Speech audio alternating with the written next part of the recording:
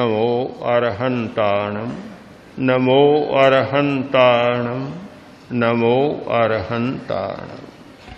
इस अर्थ में मैं देखता हूं कि शरीर गंदा बनता है।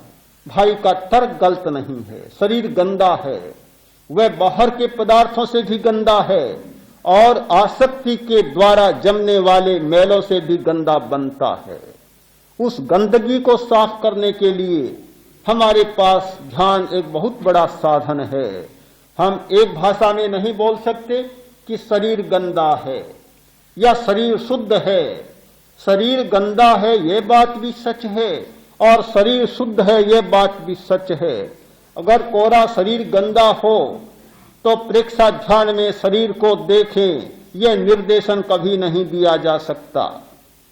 और यदि शरीर गंदा न हो तो शरीर को साफ करने की बात भी नहीं आ सकती। दोनों बातें सापेक्ष हैं। साधक जा रहा था, साथ में 10-20 चेले थे। प्यास लग गई, कहा भाई पानी लाओ, प्यास बहुत लगी है। पास में नदी बह रही थी, थोड़ा पानी था। गया, पानी लाया, पानी गंदा। अरे क्या गंदा पानी उठा लाए, पानी तो गंदा है। और तो रास्ता बड़ा उबड़ खाबड़ है, सीधा रास्ते से लाया हूं और तो जाने में बहुत टेढ़ा मेढ़ा रास्ता। दूसरी बार लाया तो भी गंदा, साफ नहीं मिला। तो बोला कि जरा ठहरे, 5 मिनट के बाद लाता। 5 मिनट के बाद लाया तो पानी बिल्कुल साफ स्वच्छ। गुरु ने कहा अरे पहले इतना गंदा पानी और अब इतना साफ, ये क्या हुआ? कि महाराज पहले गाड़ियां गुजरी थी, पानी गंदला हो गया और अब जैसे जैसे पानी जमा है, कीचड़ जमा है, पानी नितर आया और पानी साफ हो गया। गुरु ने कहा हमारी भी यही स्थिति है। जब आसक्ति की गाड़ियां गुजरती है हमारी चेतना से तो चेतना गंदली हो जाती है। उस समय पानी पीना अच्छा नहीं, प्रतीक्षा करो, धृति रखो, धैर्य रखो, थोड़ा ठहरो, शांत होने दो।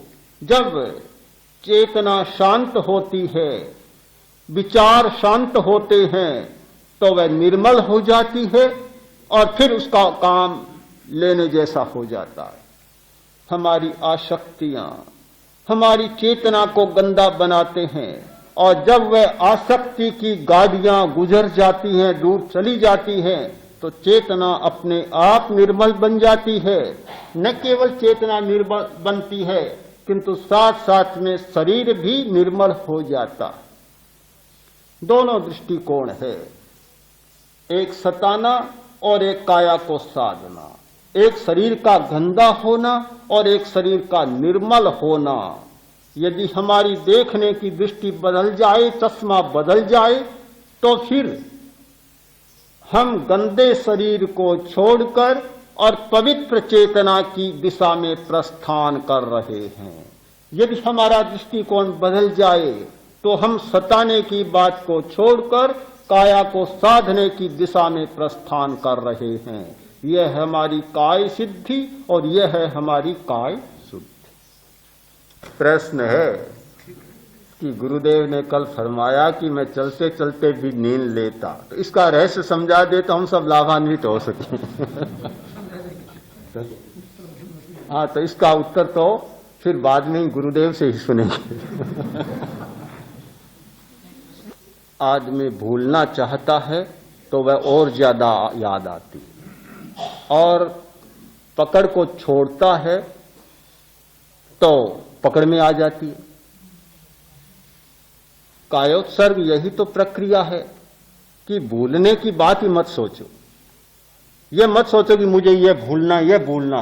ये भूलना की रट लगाओगे तो उसको याद करते जा रहे हो। तो वह तो याद की जा रही है, किंतु कोई तीसरा रास्ता चुन लो और किसी बात को पकड़ लो। आलंबन ले लो, श्वास का आलंबन, शरीर का आलंबन, चैतन्य केंद्र का आलंबन, दूसरे आलंबन में लग जाओ तो न तो भूलने की बात न पकड़ने की बात, दोनों बातें छूट जाएगी। तो प्रक्रिया है तीसरे मार्ग का चुनाव। प्रश्न है कि समस्याओं से, कठिनाइयों से सबको गुजरना पड़ता है, चाहे साधना में आए उसको भी गुजरना पड़ता है और न आए उसे भी गुजरना पड़ता है।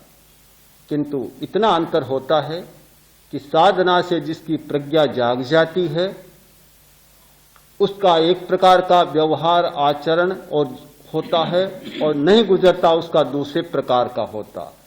और साधना कर लेने पर भी कुछ नहीं जाग पाते। कौन सा तत्व है जिससे कि वह प्रज्ञा बनी रहे? दो ही बातें हैं, एक मूर्छा और एक जागर। जिसने साधना नहीं की मूर्छा में होता है। साधना कर लेने पर भी ठीक मात्रा में साधना हुई नहीं तो भी मूर्छा टूटती नहीं। जब तक मूर्छा नहीं टूटती तो वह कष्टों में, कठिनाइयों में एक अलग व्यक्ति बन जाता है और अपने स्वरूप का पूरा परिचय देता है और समस्याओं को बहुत कठिनाई के साथ झेल पाता, रोते रोते झेलता है। जिसको जागरण मिल जाता है, जो जाग जाता है, प्रज्ञा जाग जाती है, फिर हर स्थिति को वह एक दूसरे रूप में बदल देता है। तो सबसे बड़ा हमारा सहारा है जागरण। जागरण भगवान महावीर ने 3 प्रकार की जागरिकाएं बतलाई। सुदक्षु जागरिया, अबुद्ध जागरिया, बुद्ध जागरिया। सम्यक दृष्टि भी एक जागरण है। सम्यक दृष्टि का मतलब है जागरण, वह भी एक बड़ी साधना है। वहां से सारी साधनाएं शुरू होती है। जिससे सुदक्षु यानी दृष्टा भाव प्राप्त नहीं होता वह कष्टों को पार नहीं पा सकता। सबसे पहले दृष्टा भाव जागे। सम्यक दृष्टि का मतलब दृष्टा भाव। और उससे अगला विकास है अबुद्ध जागरिका। दृष्टा भाव विकसित हो गया, अप्रमाद की स्थिति आ गई, अबुद्ध की स्थिति आ गई और उससे आगे तो फिर बुद्ध की, बीतराग की जागरिका। तो सबसे बड़ा सूत्र है साधना का जागरिका। जिस व्यक्ति को जागरिका मिल जाए वह हर स्थिति में अपने संतुलन को बनाए रख सकता है।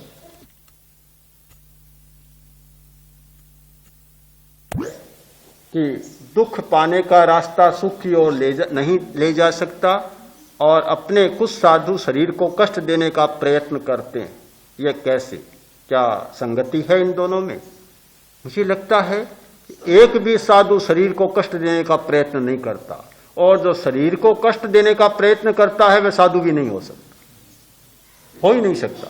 वह तो अज्ञानी बाल होगा, अज्ञानी होगा। इस पर सबसे ज्यादा किसी ने प्रहार किया इस अज्ञान पर कि शरीर को सताना है, तो शायद साधना के क्षेत्र में भगवान महावीर पहले व्यक्ति जिन्होंने कसकर इसका विरोध किया कि शरीर को बिल्कुल कष्ट नहीं देना है, सताना नहीं है। शरीर को सताने का प्रयत्न यह बाल तपस्या है, अज्ञान तपस्या है। प्रश्न वही होगा कि कष्ट सूर्य की आतापना लेते हैं, उपवास करते हैं। मुझे फिर दोहराने की जरूरत नहीं, बहुत लंबी चर्चा हो चुकी कि यह सारा मलों को साफ करने के लिए किया जा रहा है, बीमारी को मिटाने के लिए किया जा रहा है, कष्ट देने के लिए कुछ भी नहीं किया जा रहा है।